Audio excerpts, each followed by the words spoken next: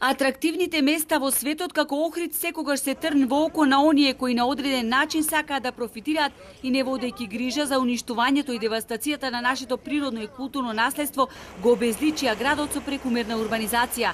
Сега е многу тешко постфестум да се интервенира во она што со децении се уништувало. Силно реагираат експертите по туризам. Кај нас се случи во подолг временски интервал да ние имаме дивоградби.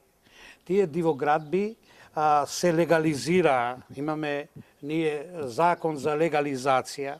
Практично со тој закон за легализација ние дадовме само придонес или дозволивме да се и понатака гради нешто што не е соодветно за ваква, би рекол, уникатна средина. Надлежните наместо да замижуваат требаше превентивно да делуваат, бидејќи капацитетите на целото крајбрежје се веќе максимално искористени.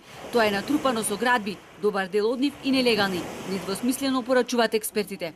Препорака е до оние кои градат, кои сакаат да бидат што поблиску до езерото, да им кажеме дека со тоа тие самите губат.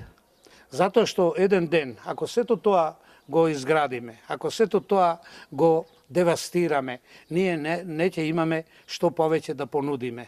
Тука главната улога треба да се имаат надлежните институции, кои што треба да ги спроведуваат препораките, кои што на неколку наврати беа препорачани од УНЕСКО.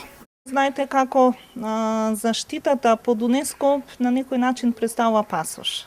Откако после 4 децении под капата на УНЕСКО се дозволи Центарот за светско наследство да бара Охрид да се стави на листата на светско наследство во опасност, владата донесе времена забрана за градење, легализација и носење на урбанистички решенија во Охридскиот регион. Реакција која што според експертите е презадоцнета.